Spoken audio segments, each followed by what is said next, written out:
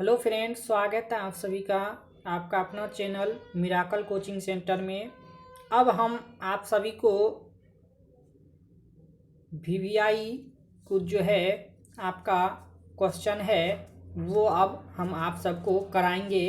तो आप सब जो है नोट करते हुए जाइएगा, ठीक है। कॉपी कलम लेकर के बैठ जाइएगा और सुनते जाइएगा और देख करके लिखते जाइएगा। तो चलिए अब हम क्लास को शुरू करते हैं। देखिए कहता है प्रकाश क्या है। प्रकाश क्या है? प्रकाश वह भौतिक कारण है जिसके कारण हम किसी वस्तु को देख सकते हैं। आपको पता होगा कि यदि प्रकाश नहीं होता तो हम किसी वस्तु को नहीं देख सकते हैं। जब भी किसी वस्तु को हम देखते हैं तो वो प्रकाश पहले क्या होता है, उस वस्तु पे पड़ता है, तब उससे क्या होता है, परावर्तित होकर के मेरी आंखों पे पड़ता है, तब वो क्या होता है, वस्तु दिखाई देता है, ठीक है। तो चलिए आगे देखिए। आगे कहता है आपको प्रकाश एक विद्युत तरंग है। प्रकाश क्या है? एक विद्युत चुंबकीय तरंग होता है। प्रकाश क्या होता है? एक विद्युत चुंबकीय तरंग होता है। प्रकाश एक विद्युत चुंबकीय तरंग होता है, ठीक। प्रकाश एक विद्युत चुंबकीय तरंग होता है। आगे देखिए कहता प्रकाश पुंज किसे कहते हैं। प्रकाश पुंज किसे कहते हैं? तो प्रकाश पुंज जो होता है ये प्रकाश के समूह को कहा जाता है, ठीक। प्रकाश के समूह को क्या कहा जाता है? प्रकाश पुंज कहा जाता है, ठीक है। प्रकाश के समूह को क्या कहा जाता है? प्रकाश पुंज कहा जाता है, ठीक। तो प्रकाश पुंज पूछेगा किसको कहते हैं, तो प्रकाश के समूह को प्रकाश पुंज कहा जाता है। जैसे देखिए सूर्य है, सूर्य से क्या होता है, बहुत सारा जो है यहाँ से रे किरण निकलती है प्रकाश के रूप में, तो ये हुआ प्रकाश पुंज, ठीक है। आगे देखिए कहता है प्रकाश पुंज कितने प्रकार के होते हैं। कोई पूछेगा आपको प्रकाश पुंज कितने प्रकार के होते हैं, प्रकाश पुंज कितने प्रकार के होते हैं। तो प्रकाश पुंज 3 प्रकार के होते हैं। प्रकाश पुंज कितने प्रकार के होते हैं? प्रकाश पुंज 3 प्रकार के होते हैं। कितने प्रकार के होते हैं? 3 प्रकार के होते हैं। नंबर 1 में नोट कीजिएगा समांतर प्रकाश पुंज, नंबर 2 में नोट कीजिएगा अभिसारी प्रकाश पुंज, नंबर 3 में नोट कीजिएगा अपसारी प्रकाश पुंज। तो अब देखिए समांतर प्रकाश पुंज किसे कहते हैं, समांतर प्रकाश पुंज किसे कहते हैं। तो पहले इसका जो है परिभाषा नोट कर लीजिएगा। कहता है वैसा प्रकाश पुंज जिसकी सभी किरणें समांतर हो। जैसे देखिए ये जो है ये प्रकाश पुंज है, ये ऐसे करके समांतर रहेगा, ठीक। सभी किरणें क्या होगा, समांतर होगा, यानी पैरेलल होगा, ठीक। जैसे आप देखे होंगे एक जैसे कॉपी देख लीजिए, एक जैसे ये कॉपी है तो ये दोनों कोण जो है कहीं पे नहीं मिलता है, ठीक। ये सीधा ही जाते रहता है तो ये समांतर हुआ, पैरेलल, ठीक। तो इसको कहते हैं समांतर प्रकाश पुंज, ठीक। उसके बाद देखिए 2 नंबर में हम आपको लिखा है अभिसारी प्रकाश पुंज। तो अभिसारी प्रकाश पुंज किसको कहते हैं? वैसा प्रकाश पुंज जिसकी सभी किरणें एक बिंदु पर मिलती हुई प्रतीत होती है। क्या बोला? वैसी प्रकाश पुंज जिसकी सभी किरणें एक बिंदु पर मिलती हुई प्रतीत होती है। जैसे देखिए कहीं से कोई प्रकाश आएगा, ये जैसे प्रकाश आ रहा है, यहाँ पे एक बिंदु है, यहाँ पे क्या होगा, वो सारा किरणें आकर के मिल जाएगा। तो आने वाला जो है प्रकाश को इस तरह से दिखाया जाता है, ठीक है, ऐसे करके एरो दिया जाता है। तो यहाँ पे देखिए सारा प्रकाश क्या होता है, आकर के मिल रहा है, तो इसको कहेंगे अभिसारी प्रकाश पुंज। इसको क्या कहेंगे? अभिसारी प्रकाश पुंज। यदि देखिए यहाँ एक बिंदु है, यहाँ एक बिंदु है, यहाँ से क्या होगा, सारे किरण जो है, यदि एक बिंदु से सारे किरण निकलेंगे, सारे किरण जो है एक बिंदु से फैलेंगे एक दूसरे दिशा में, तो इसको कहेंगे अपसारी प्रकाश पुंज, ठीक। यदि एक बिंदु से प्रकाश फैलती है तो उसको कहते हैं अपसारी प्रकाश पुंज। यदि एक बिंदु पे आकर के मिलती है तो उसको कहते हैं अभिसारी प्रकाश पुंज, ठीक। जो कहीं नहीं मिलता हो, जो पैरेलल जाता हो, उसको कहते हैं समांतर प्रकाश पुंज। तो आपको समझ में चले आया होगा इसका परिभाषा, ठीक। तो नोट कर लीजिएगा अपसारी प्रकाश पुंज का वैसा प्रकाश पुंज जो एक बिंदु से निकलकर भिन्न भिन्न दिशाओं में फैल जाती है।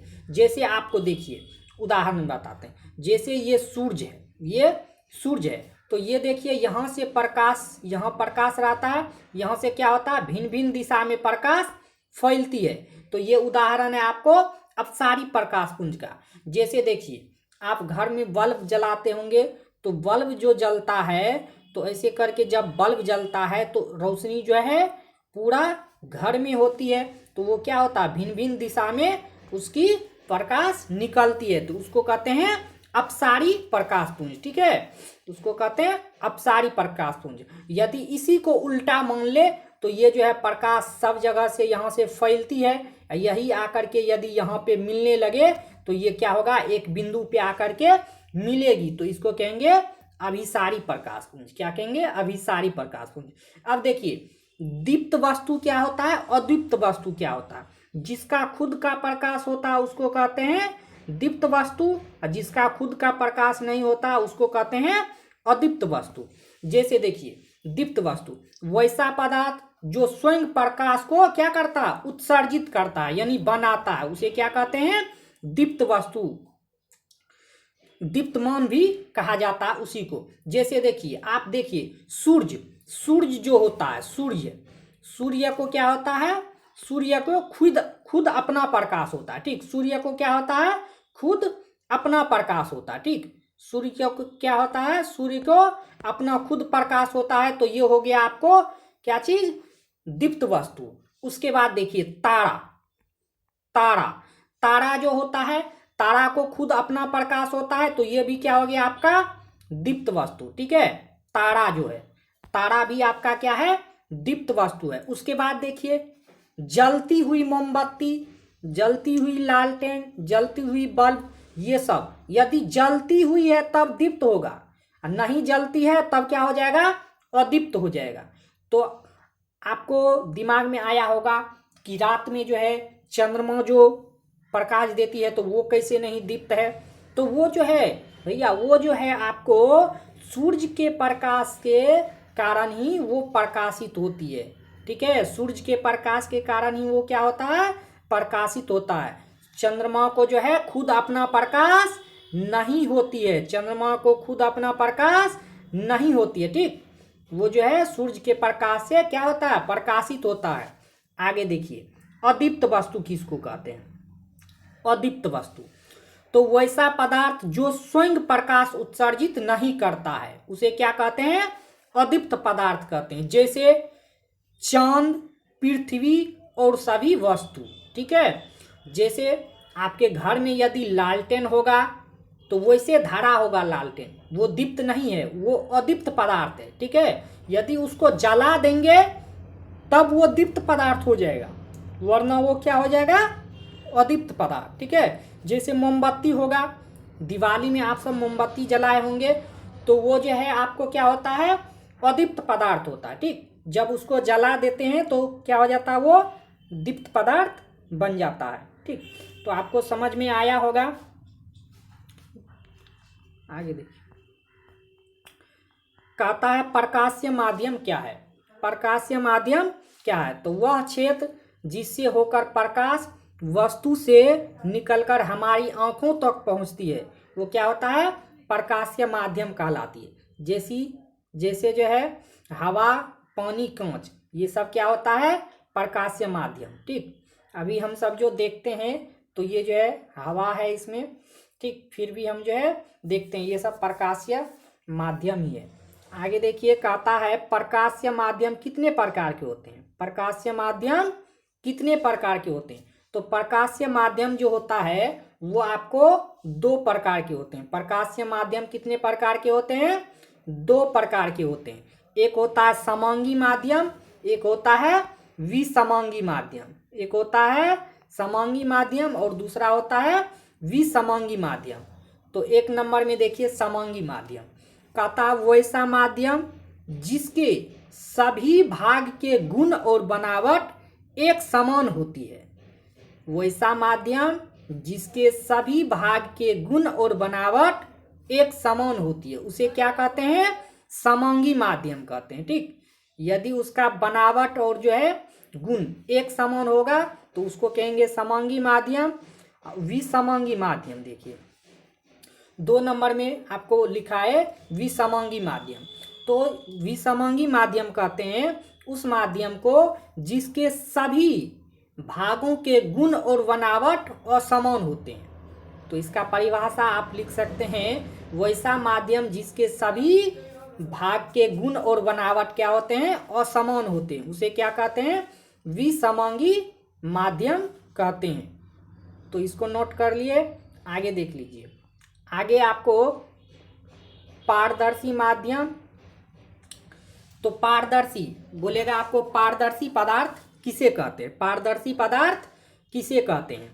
तो वैसा पदार्थ, पारदर्शी पदार्थ किसे कहते हैं, तो वैसा पदार्थ जिससे होकर प्रकाश आसानी से पार कर जाता है। ठीक है, कहता है वैसा पदार्थ जिससे होकर प्रकाश आसानी से पार कर जाता है, उसे क्या कहते हैं, पारदर्शी पदार्थ। ठीक, जिससे प्रकाश जो है इस पार से उस पार चले जाए डायरेक्ट, कोई जाने में परेशानी नहीं हो, तो उसको कहते हैं पारदर्शी पदार्थ। ठीक,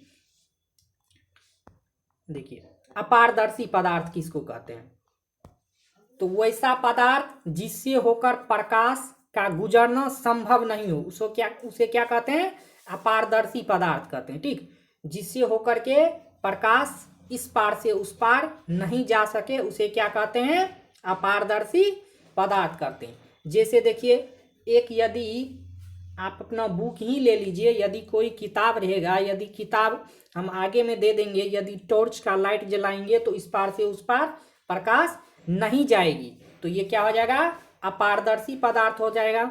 जैसे घर का कोई दीवार है, यदि उस पर हम लाइट जलाएंगे, टॉर्च जलाएंगे, तो इस पार से उस पार प्रकाश नहीं जाएगी, तो वो क्या है, अपारदर्शी पदार्थ है। ठीक, तो आपको जो है अपारदर्शी समझ में आया होगा।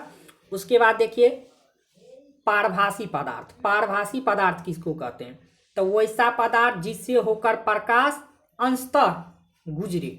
ठीक, यानी कि थोड़ा थोड़ा प्रकाश जो है इस पार से उस पार चले जाए, तो उसको कहते हैं पारभासी पदार्थ। ठीक, उसको क्या कहते हैं, पारभासी पदार्थ। यदि कुछ कुछ जो है प्रकाश इस पार से उस पार निकल जाए, तो उसको कहते हैं पारभासी पदार्थ। जैसे देखिए, जैसे यदि कोई भी कांच हो, यानी शीशा हो कोई भी, उसको यदि हम घिस दे, ठीक, दीवार पे या किसी चीज़ से हम उसको रगड़ दे, तब उससे देखे, तो वो जो है दिखने इस पार से उस पार जब हम देखेंगे उस शीशा से, तो हमको जो है कोई भी वस्तु धुंधला दिखाई देगा। कैसा देगा, धुंधला दिखाई देगा, यानी साफ साफ दिखाई नहीं देगा। ठीक है, साफ साफ दिखाई नहीं देगा। तो ये पारभासी का आपको उदाहरण हो जाएगा। ठीक, उसके बाद देखिए, जैसे कोई भी कागज है, ठीक, कोई कागज है, उस पर यदि हम तेल लगा दे, तब उससे देखें तो वो हमको क्या होगा, धुंधला दिखाई देता है। ठीक, तेल लगा कागज से, तो ये क्या हो जाएगा, आपको पारभासी का उदाहरण हो जाएगा। अब देखिए एक नंबर में आपको बताए पारदर्शी। तो पारदर्शी किसको कहते हैं, जिस पदार्थ से होकर इस पार से उस पार किसी भी वस्तु को देखा जा सके। जैसे कोई यदि कांच ले लीजिएगा, ठीक, कांच, तो आपको पता होगा कि बहुत चश्मा पहनता है, ठीक, ग्लासेस जो लगाते हैं, तो उसमें देखिए इस पार से उस पार दिखाई देता है, तो वो क्या हो गया, वो पदार्थ जो है आपको पारदर्शी पदार्थ हो गया। ठीक, तो अपारदर्शी जिससे होकर के प्रकाश इस पार से उस पार नहीं गुजरती है, जैसे दीवार, ईंट, ये सब जो है आपको अपारदर्शी। पारभासी कांच जो है आपको, शीशा जो है घिसा हुआ रहेगा, तो ये आपको पारभासी हो जाएगा। आगे देखिए, कहता है प्रकाश का परावर्तन। प्रकाश का परावर्तन किसको कहते हैं, तो प्रकाश का परावर्तन किसको कहते हैं, प्रकाश के किरणें चमकदार सतह पर टकराकर पुनः वापस आने की जो घटना होती है, उसको क्या कहते हैं, प्रकाश का परावर्तन कहते हैं। जैसे देखिए, ये आपको, ये देखिए, ये चमकदार एक सतह है, ये आपको चमकदार एक सतह है, यहाँ से क्या होती है, यहाँ से प्रकाश आती है, तो ये चमकदार सतह पे यहाँ टकराने के बाद ये क्या होती है, किरण तुरंत यहाँ मुड़ जाती है, ठीक है, परावर्तित हो जाती है। ये आपतित हो रही है, ये प्रकाश की किरण इधर से आती है और इधर क्या होती है, परावर्तित हो जाती है, बिखेर जाती है, ठीक। तो ये जब आती है यहाँ से चिकनी सतह पे पड़ने के बाद ये क्या होती है, यहाँ से मुड़ जाती है। तो इसको क्या कहते हैं, प्रकाश का परावर्तन कहा जाता है इसी को। इस बीच में जो ये होता है ये अभिलंब होता है, ठीक। ये क्या होता है, अभिलंब। ये आने वाली प्रकाश जो होता है, ये आने वाली प्रकाश के साथ जो यहाँ पे ये कोण बनता है, इसको कहते हैं साइन आई कहा जाता है। इसको क्या कहा जाता है, साइन आई, यानी कोण आई कहा जाता है। उसके बाद यहाँ जो किरण यहाँ से निकलती है यानी परावर्तित होती है, तो परावर्तन कोण जो होता है वो क्या होता है, आपको कोण आर होता है, ठीक। ये जो है अभिलंब और परावर्तित किरण के बीच का जो कोण होता है, इसको कोण आर यानी साइन आर भी कहा जाता है। तो आगे देखिए,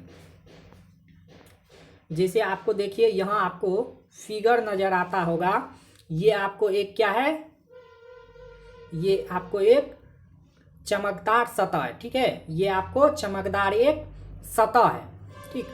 ये आपको एक चमकदार सतह है, ठीक, जिसको नीचे से देखिए ये पेंट किया गया है, ठीक। यहाँ से ये प्रकाश क्या हुआ है, आया है। ये प्रकाश इधर क्या हुआ है, आया है, और ये चमकदार सतह से क्या हुआ है, टकरा करके वापस इस माध्यम में क्या हुआ है, मुड़ गया, ठीक, परावर्तित हो गया। ये आपतित किरण है और इधर जो हो गया ये हो गया परावर्तित किरण। अब देखिए इसके बीच में ये जो डॉट डॉट आप देखते होंगे, ये खड़ा वाला, ये है आपको क्या चीज, अभिलंब, ठीक है। इसको कहते हैं आपतन कोण और इसको कहते हैं परावर्तन कोण, ठीक। इस साइड में जो है इसको कहते हैं आपको परावर्तन कोण और इसको कहते हैं आपतन कोण, ठीक।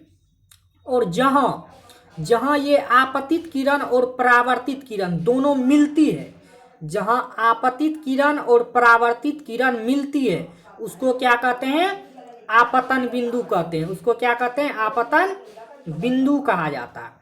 आगे देखिए,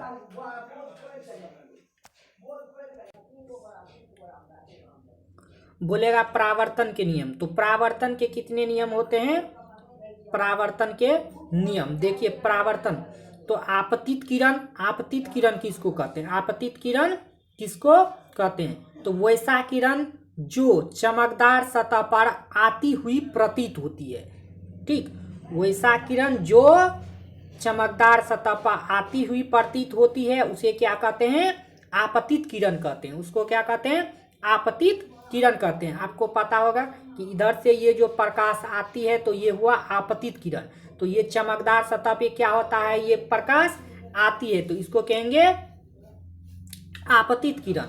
और यहाँ से क्या होती है, मुड़ जाती है, ठीक। ये चमकदार सतह से क्या होती है, मुड़ जाती है, तो इसको कहते हैं क्या चीज, परावर्तित किरण। इस बीच में जो होता है ये आपतन बिंदु, तो वह बिंदु जहां आपतित किरण पड़ती है आपतन बिंदु कहलाता है, ठीक है। जब ये आपतित किरण पड़ता है, ठीक, जहां पे उसको क्या कहते हैं, आपतन बिंदु कहते हैं, ठीक। जहां पे आपतित किरण पड़ती है उस बिंदु को क्या कहा जाता है, आपतन बिंदु कहा जाता है, ठीक। तो अब देखिए आगे आपतन बिंदु देख लीजिए, यहाँ पे कहता है वह बिंदु जहां आपतित किरण पड़ती है वो क्या कहलाता है, आपतन बिंदु कहलाता। अब देखिए परावर्तित किरण किसको कहते हैं, परावर्तित किरण किसको कहते हैं, तो जब आपतित किरण आती है और वहां से चिकनी चमकीली सतह से परावर्तित हो जाती है तो उसको कहते हैं परावर्तित किरण।